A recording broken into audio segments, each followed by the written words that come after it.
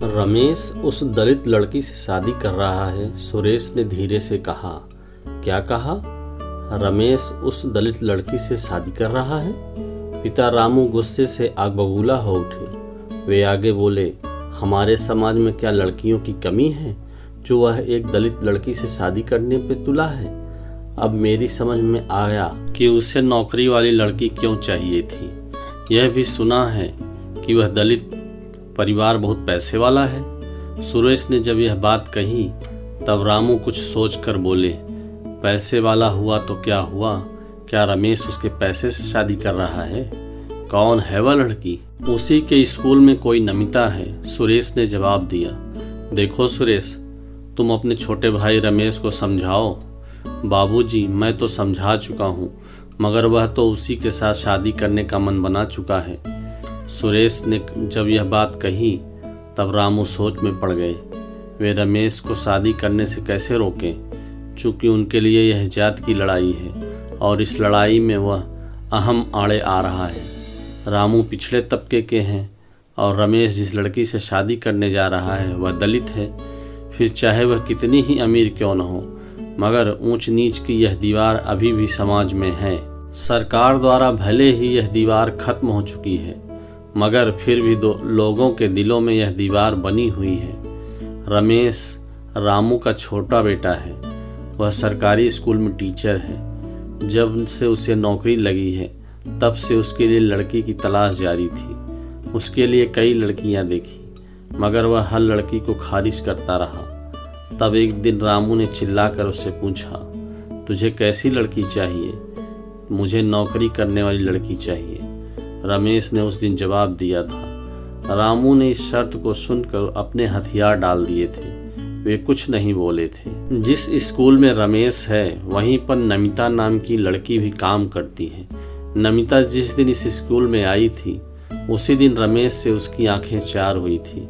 नमिता की नौकरी रिजर्व कोटे के तहत लगी थी। नमिता बनारस की रहने वाली है।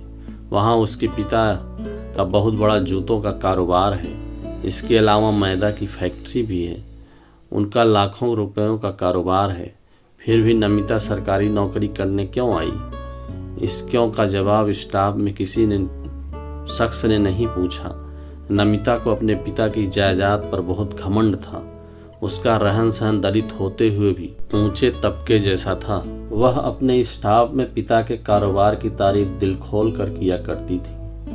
वह हरदम यह बताने की कोशिश करती थी कि नौकरी उसने अपनी मर्जी से की है। पिता तो नौकरी कराने के पक्ष में नहीं थे, मगर उसने पिता की इच्छा के खिलाफ आवेदन भरकर यह नौकरी हासिल की। स्टाफ में अगर कोई नमिता के पास आया तो वह रमेश था। ज़्यादातर समय वे स्कूल में ही रहा करते थे। पहले उनमें दोस्ती हुई, फिर वे एक दूसरे के ज़्यादा पास आए।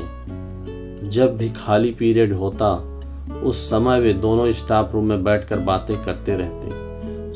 शुरू में तो वे दोस्त की तरह रहे, मगर उनकी दोस्ती कब प्यार में बदल गई उन्हें पता ही नहीं चला। स्टाफ रूम के अलावा वे बगीचे और रेस्टोरेंट में भी मिलने लगे। भविष्य की योजनाएं बनाने लगे। ऐसे ही रोमांस करते 2 साल गुजर गए। उन्होंने फैसला कर लिया कि अब वे शादी करेंगे। इसलिए नमिता ने पूछा था, हम कब शादी करेंगे? तुम अपने पिताजी को मना लो, मैं अपने पिताजी को। रमेश ने जवाब दिया, मेरे पिताजी ने तो अपने समाज में लड़का देख रखा है और उन्होंने कहा कि आकर लड़का पसंद कर लो।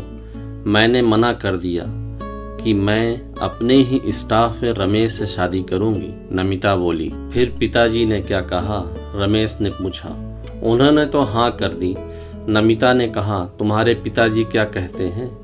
पहले मैं बड़े भैया से बात करता हूँ, रमेश ने कहा। हाँ कर लो, ताकि मेरे पिताजी शादी की तैयारी कर लें, कहकर नमिता ने गेंद रमेश के पाले में फेंक दी। मगर रमेश कैसे अपने पिता से कहे? उसने अपने बड़े भाई सुरेश से बात करनी चाहिए। तो सुरेश बोला, तुम समझते हो कि बाबूजी शादी के लिए तैयार हो जाएंगे? आपको तैयार करना पड़ेगा, रमेश ने जोर देते हुए कहा। अगर बाबूजी नहीं माने तब तुम अपना इरादा बदल लोगे? नहीं भैया, इरादा तो नहीं बदलूंगा। अगर वे नहीं मानते हैं तो शादी करने का दूसरा तरीका भी है, कहकर रमेश ने अपने इरादे साफ कर दिए। मगर सुरेश ने जब पिताजी से बात की तब उन्होंने मना कर दिया। अब सवाल यह है कि कैसे शादी हो। सुरेश भी इस बात से परेशान है कि एक तरफ पिता है तो दूसरी तरफ छोटा भाई है। इन दोनों के बीच में उसका मरना तय है। बाबूजी का अहम इस शादी में आड़े आ रहा है। इन दोनों के बीच में सुरेश पिस रहा है। ऐसा भी नहीं है कि दोनों नाबालिग हैं। शादी के लिए कानून भी उन पर लागू नहीं होता है। एक बार फिर बाबूजी का मन टटोलते हुए सुरेश ने पूछा, बाबूजी आपने क्या सोचा है? रामू के चेहरे पर गुस्से की रेखा उभरी। कुछ पल तक वे कोई जवाब नहीं दे पाए। फिर बोले, अब क्या सोचना है? जब उसने उस दलित लड़की से शादी करने का मन बना ही लिया है तब उसकी साथ शादी करने की इजाज़त देता हूँ, मगर मेरी एक शर्त है। कौन सी शर्त बाबूजी? कहते हुए समय सुरेश की आंखों में थोड़ी चमक उठी। न तो मैं उसकी शादी में आऊँगा और न ही उस दलित लड़की को बहू स्वीकार करूँगा, और मेरे जीते जी वह इस घर में कदम नहीं रखेगी। आज से मैं रमेश को आज़ाद करता हूँ, कहकर बाबूजी की सांस फूल गई। बाबूजी की यह शर्त भविष्य में क्या गुल खिलाएगी यह तो बाद में पता चलेगा, मगर यह बात तय है कि परिवार में दरार जरूर पैदा होगी। जब से अम्मा गुजरी है तब से बाबूजी बहुत टूट चुके हैं। अब कितना और टूटेंगे यह भविष्य बताएगा। उनकी इच्छा थी कि रमेश शादी कर ले तो एक और बहू आ जाएगी ताकि बड़ी बहू को काम से राहत मिले, मगर रमेश ने दलित लड़की से शादी करने का फैसला कर बाबूजी के गणित को गड़बड़ा दिया है। उन्होंने अपनी शर्त के साथ रमेश को खुला छोड़ दिया। उनकी यह शर्त कब तक चल पाएगी यह नहीं कहा जा सकता है, मगर शादी की सारी जिम्मेदारी नमिता के बाबूजी ने उठा ली। कुछ दिन ससुराल में घर जमाई बनकर रहा। फिर ससुराल वालों ने एक बड़ा सा मकान बनाकर दे दिया। उसमें वो दोनों खुशी खुशी रहने लगे।